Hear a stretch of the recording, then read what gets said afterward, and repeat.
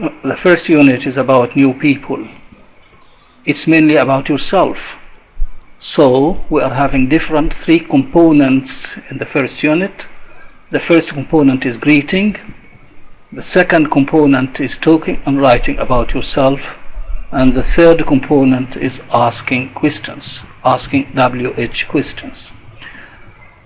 The last component in the unit is grammar focus. When we go to the first component, which is greeting, we usually have different forms of greeting. In the morning, when you get up, you greet your parents by saying good morning dad or good morning mom. In the afternoon, you say good afternoon. At night and in the evening, we say good evening. And when you are going to bed, you say good night. When you are leaving or quitting the place you are living in, you say goodbye. Notice that when you meet someone for the first time, you say how do you do. But when you meet one of your friends, you say how are you. And when the teacher gets into the classroom, he greets you by saying hello everyone, and you greet him by saying hello sir. If he says nice to see you, you will say nice to see you too. You have to differentiate between good morning, good afternoon, good evening, good night and goodbye, right? And now I say goodbye because I'm leaving you. When we shift to the second component of the unit, it's about yourself.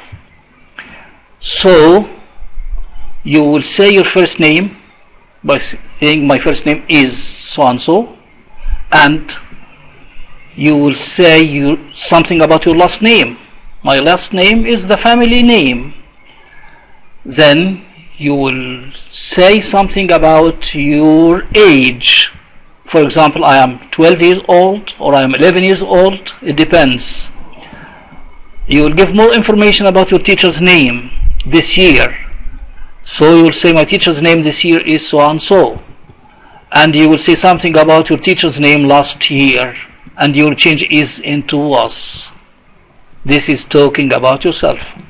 When we come to question formation, yes, the last point you will talk about yourself is to mention your birthplace. You will say I was born. It's unbecoming to say I am born. No, I was born in so and so. The asking questions, you're supposed to ask your friends, your classmates, these questions. Notice the difference between what is your first name and what's your first name. In spoken English we say what's your first name. What's your first name? The second question, what's your last name? What's your last name? The third question, how old are you? How old are you? How old are you? The fourth question, what's your teacher's name this year? What's your teacher's name this year? The fifth question, what was the name of your teacher last year, or what was your teacher's name last year? And the last one, where were you born? Where you born? Notice the short form of is in spoken English. It's what's. And notice that change in the tense from is into was. In the grammar focus, the first point is the short form of is. In spoken English, you say what's. It's not what is. Right. Then I remind you of the present simple of verb to be. You had it in the primary cycle. It's is and it's preceded with he, it or she. Am usually follows I. Are is usually preceded with we, they and you. This is the present simple of verb to be. The past simple of verb to be was and were, was and were, was and were. Was comes with he, she, it and I. Where comes with we, they, and you. I remind you of the question, where were you born? Or when were you born? And your answer will be, I was born in 1990.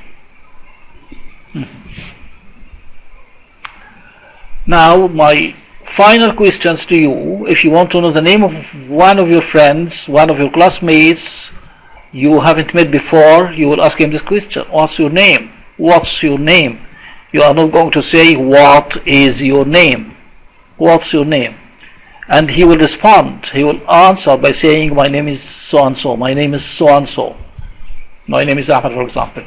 If you want to know something about his birth, about the place of his birth, you will ask him this question. Where were you born? Where were you born? And I expect him to respond to your question by saying, I was born in Cairo. I was born in Cairo. I was born in Cairo. Thank you for listening to the first lesson. I hope you will enjoy Nafham lessons and you will be able to apply them in your daily life. Thank you.